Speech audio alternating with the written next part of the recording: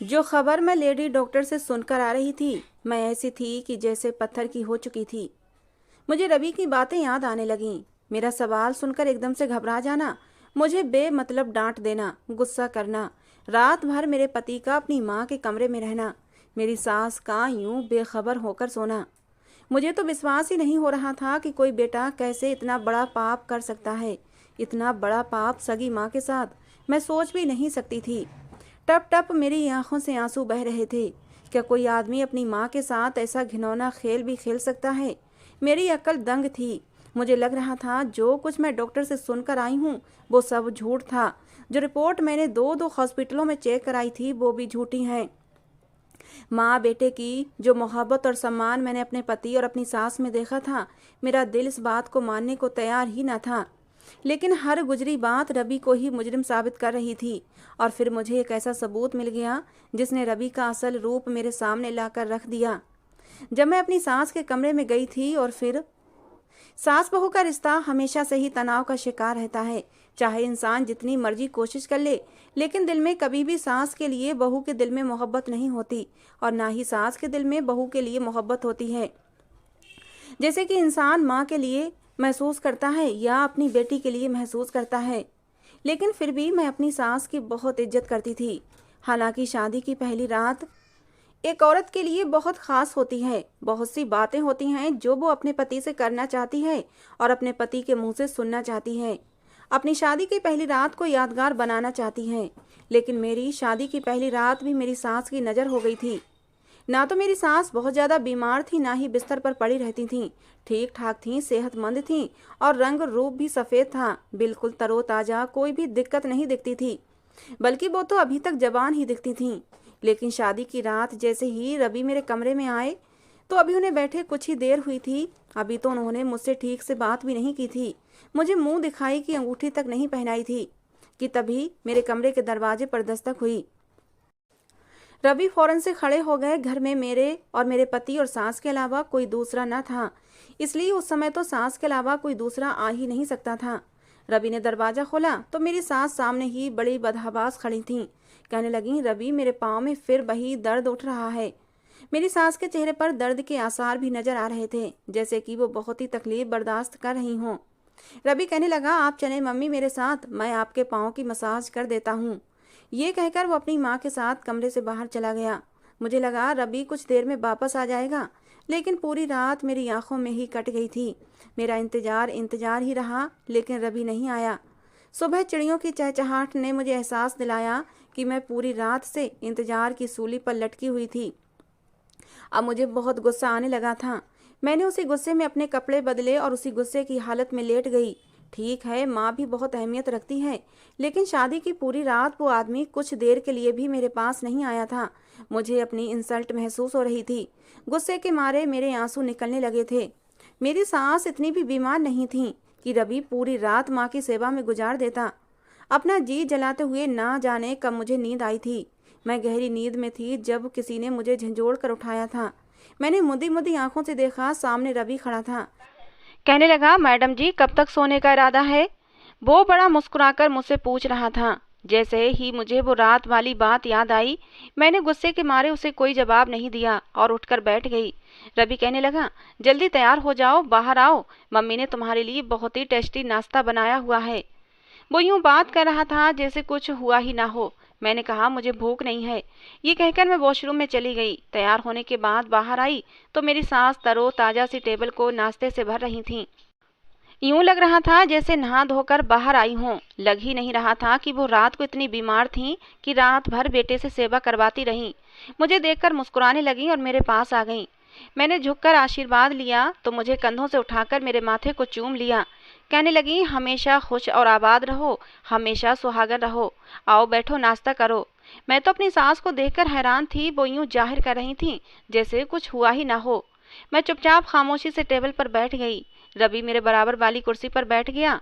नाश्ते के दौरान मैंने सास से कहा कि आपकी तबीयत अब कैसी है? मेरी बात पर उन्होंने मुस्कुराते हुए रवि की तरफ देखा। कहने लगी, जिसका रवि जैसा बेटा हो उसकी माँ को क्या हो सकता है? बस उसने मेरे पाँव की मालिश की और ना जाने कब मुझे गहरी नींद आ गई। मुझे तो फिर होश ही नहीं रहा। बस सुबह जाकर ही मेरी आँख खुली है। देखा तो 9 बज रहे थे, इसीलिए जल्दी जल्दी उठकर तुम्हारे लिए नाश्ता बनाया। मैं ये सोचने लगी, अगर मेरी सास रात को थोड़ी देर की मालिश से ही सो गई थी तो फिर रवि कमरे में क्यों नहीं आया। रवि नाश्ता करके चला गया तो मेरी सास कहने लगी, मेरा बेटा तुम्हें कैसा लगा। रवि की आदत वैसे बहुत अच्छी है, जब वो मेरा इतना ख्याल रखता है तो तुम्हारा भी जरूर रखता होगा। मैं अपनी सास की बात सुनकर हैरान थी। मैंने कहा, वो तो रात भर कमरे में आए ही नहीं, शायद आप गहरी नींद सो गई थी, लेकिन फिर भी वो आपके पांव दबाते रहे। मेरी बात सुनकर मेरी सास के माथे पर बल पड़ गए, जैसे वो किसी गहरी सोच में डूब गई हो। फिर कहने लगी, नहीं, वो तो मेरे सामने ही मेरे कमरे से जा चुका था, तुम्हारे पास क्यों नहीं आया। मैंने तो खुद उससे कहा था कि बस करो मेरी सेवा और जाओ अपनी पत्नी के पास, बहू क्या सोचेगी। जितनी मैं अपनी सास की बात सुनकर हैरान थी, उतनी ही हैरत मेरी सास के चेहरे पर भी थी। फिर उन्होंने जैसे खुद को झटका था, कहने लगी, असल में उसने मेरी आदत को खराब किया है। जब तक रवि मेरे पाँव न दबाए, मेरे पाँव की मसाज न करे, मुझे नींद ही नहीं आती। रात होते ही मेरे पाँव में दर्द होने लगता है और वो मेरे पाँव की मसाज कर देता है तो मैं ऐसी गहरी नींद सोती हूँ कि पूरी रात मुझे होश ही नहीं रहता कि कहाँ हूँ। फिर तो बस मेरी आँख सुबह ही खुलती है। खैर तुम चिंता मत करो बहू, रवि घर आता है तो मैं उसके कान खींचती हूँ और उससे पूछती हूँ। मैंने हाँ में सर हिला दिया और नाश्ता करने लगी। लेकिन ये एक दिन की कहानी नहीं थी, अब ये रोज का रूटीन बन गया था। जब भी रवि कमरे में आता, कुछ देर बाद ही मुझसे कहता, तुम सो जाओ, बस मम्मी के पैर दबाकर मैं अभी आता हूँ। और फिर रवि कमरे से चला जाता और मैं उसका इंतजार ही करती रह जाती।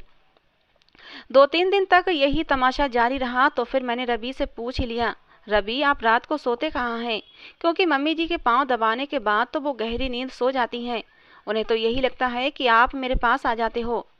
मेरी इस बात पर रवि की रंगत उड़ी थी, वो कुछ परेशानी का शिकार हुआ था।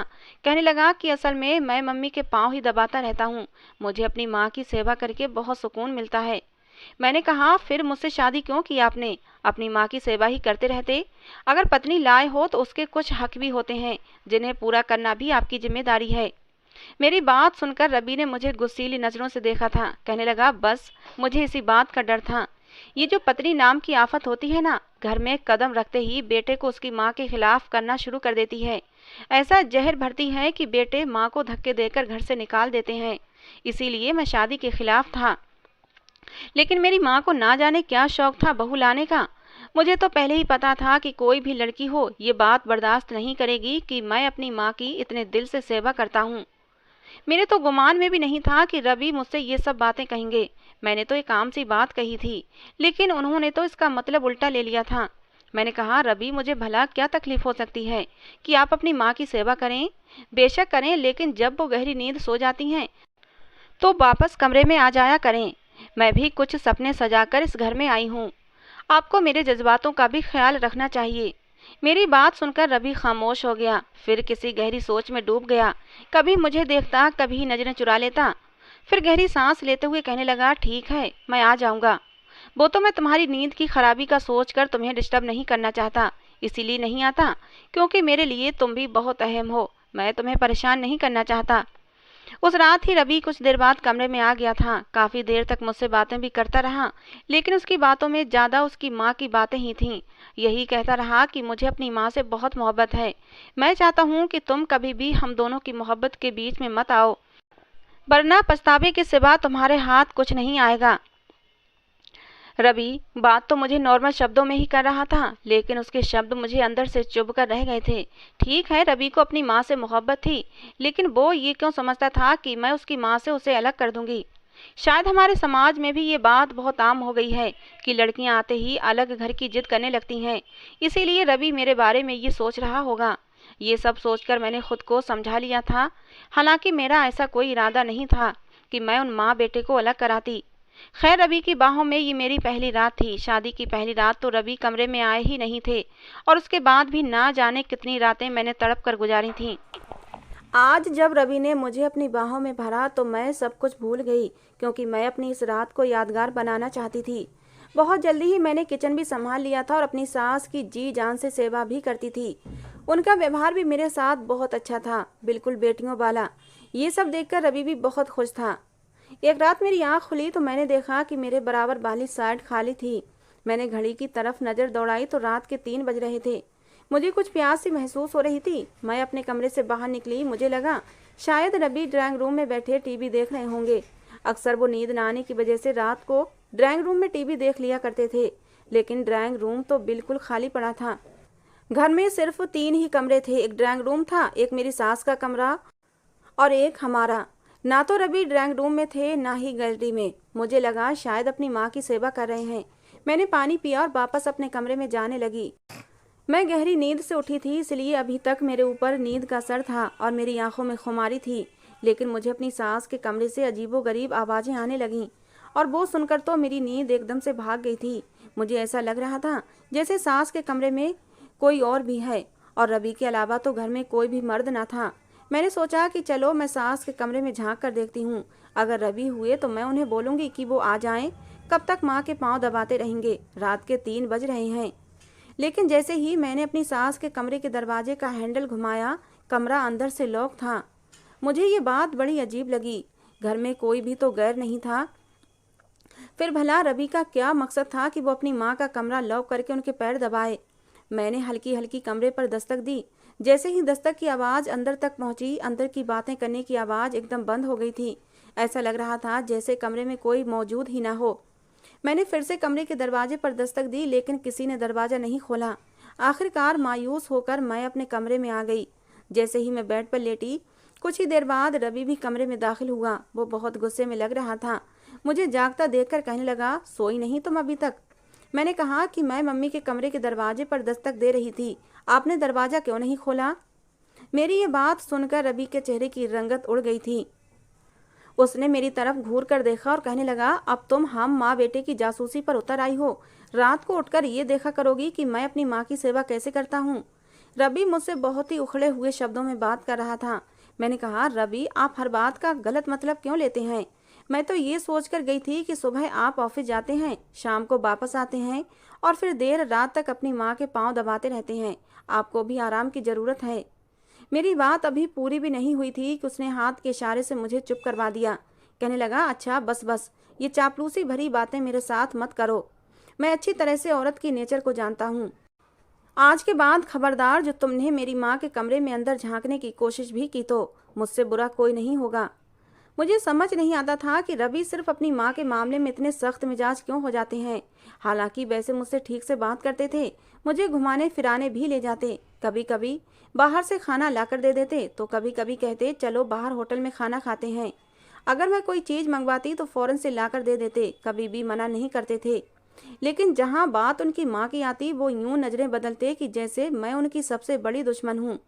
मैं अभी इन्हीं उलझनों में उलझी हुई थी कि एक दिन रवि मुझसे कहने लगा कि आज रात भर वो घर नहीं आएगा, क्योंकि अपने दोस्तों के साथ फार्म हाउस जा रहा है और रात भर वहीं रुकेगा।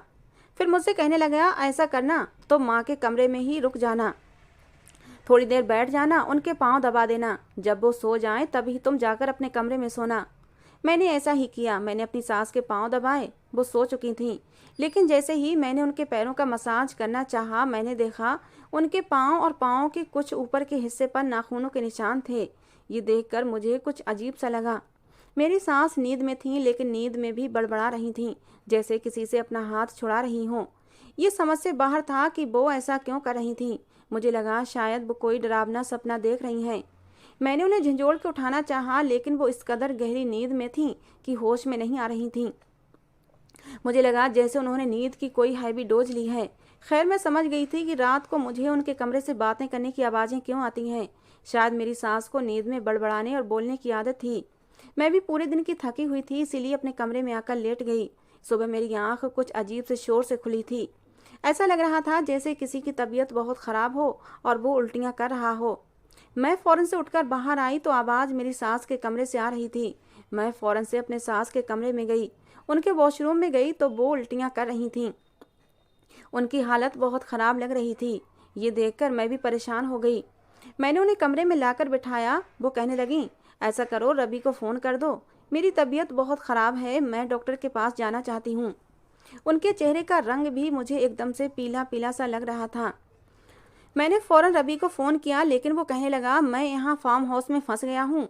फार्म हाउस की तरफ बहुत तेज़ तूफ़ानी बारिश हुई है और सारे रास्ते लगभग बंद हैं, इसीलिए मैं शायद शाम तक ही वापस आऊँगा। ये सुनकर मैं बहुत परेशान हो गई थी। मेरी सास की हालत बिगड़ती ही जा रही थी।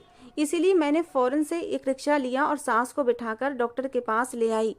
लेडी डॉक्टर ने कहा कि इनका बीपी लो हो गया है और इन्हें ड्रिप लगेगी, और 2-3 टेस्ट भी कर लिए। और उसके बाद जो खबर उसने मुझे सुनाई वो सुनकर मैं अपने होश खो बैठी थी। वो कहने लगी, तुम्हारी सास माँ बनने वाली हैं और इस उम्र में अगर ये इस हालात से गुजरेंगी तो ये जाहिर सी बात है कि इन्हें तकलीफ ज़्यादा होगी। मेरे तो दिमाग ने जैसे काम करना ही बंद कर दिया था। मेरे दिमाग में धमाके से होने लगे थे। मैंने कहा, ये कैसे हो सकता है? आपको ज़रूर कोई गलतफहमी हुई होगी, ऐसा तो मुमकिन ही नहीं है। ये कहते हुए मेरी आवाज़ हलक में अटक रही थी। लेडी डॉक्टर ने कहा, हमें कोई गलतफहमी नहीं हुई है। हमने 2 बार टेस्ट रिपोर्ट चेक की है, क्योंकि हमें भी इस बात का विश्वास नहीं आ रहा कि वो इस उम्र में माँ बनने जा रही हैं। इसीलिए हमने आपकी सास के 2 बार टेस्ट किए हैं। मेरा सर बुरी तरह से चकराने लगा था। मेरी सास एक विधवा औरत थी।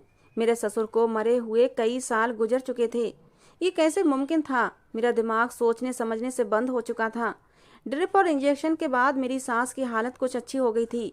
मैं उन्हें घर लाने के बजाय दूसरे अस्पताल ले गई। वहां जाकर मैंने दोबारा से उनका चेकअप कराया, क्योंकि मुझे अभी भी रिपोर्टों पर शक था। लेकिन जवाब वही आया जिसका मुझे डर था। वो वाकई प्रेग्नेंट थीं। ये बात मैंने अपनी सास से नहीं कही थी, लेकिन ये बात मेरे अंदर ऊधम मचा गई थी। रात भर तो रवि मेरी ही सास के कमरे में होते थे। जो कुछ मेरे दिमाग के पर्दे पर आ रहा था वो सोचना भी मुझे पाप लग रहा था। मैं जिस दिमागी तकलीफ से गुजर रही थी उन्हें शब्द नहीं दे पा रही थी। मेरी सास हर बात से अनजान निढाल हो रही थीं, और मेरा ये हाल था कि काटो तो खून नहीं। मेरे दिमाग में उठने वाले सवालों ने मुझे दिमागी तौर पर बहुत ज़्यादा परेशान कर दिया था। कोई भी सगा बेटा भला अपनी सगी माँ के साथ ऐसा कैसे कर सकता है? मैं जब तक घर पहुंची थी मैं बेजान सी हो चुकी थी। मेरी सास खुद अलग परेशान थीं अपनी तबीयत की वजह से, इसीलिए वो अपने कमरे में चली गई थीं। जो खबर मैं लेडी डॉक्टर से सुनकर आ रही थी, मैं पत्थर की बन चुकी थी। मुझे रवि की सारी गुजरी बातें याद आने लगी थीं। मेरे सवालों को सुनकर रवि का एकदम से घबरा जाना, मुझे बिना मतलब डांट देना, मेरे ऊपर गुस्सा करना, मेरी सास का यूं बेखबर होकर सोना। लेकिन कोई सगा बेटा कैसे इतना बड़ा पाप कर सकता है? सगी माँ के साथ इतना बड़ा पाप मैं तो सोच भी नहीं सकती थी। टप टप करके मेरी आंखों से आंसू बह रहे थे। क्या कोई आदमी अपनी माँ के साथ ऐसा घिनौना खेल भी खेल सकता है? मेरी अकल दंग थी। मुझे लग रहा था जो कुछ मैं डॉक्टर से सुनकर आई हूँ वो सब झूठ है।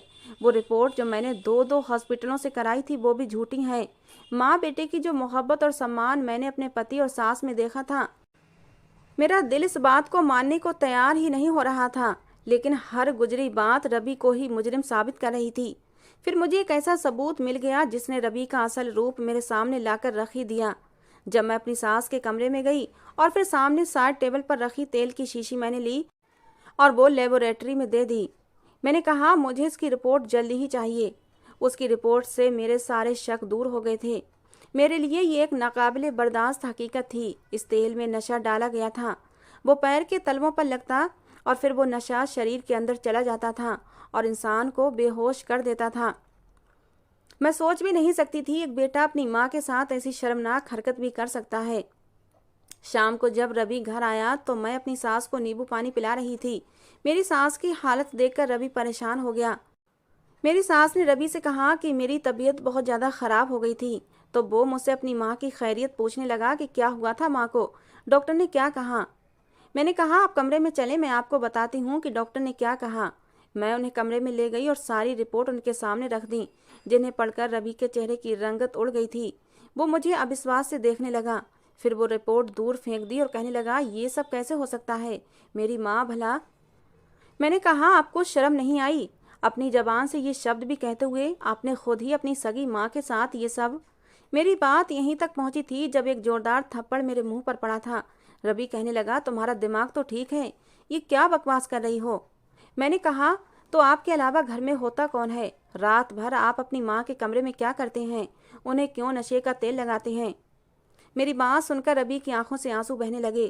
कहने लगा, मैं तुमसे शादी नहीं करना चाहता था, इसीलिए कि मैं किसी और लड़की से मोहब्बत करता था, लेकिन वो लड़की मेरी माँ को पसंद ना थी।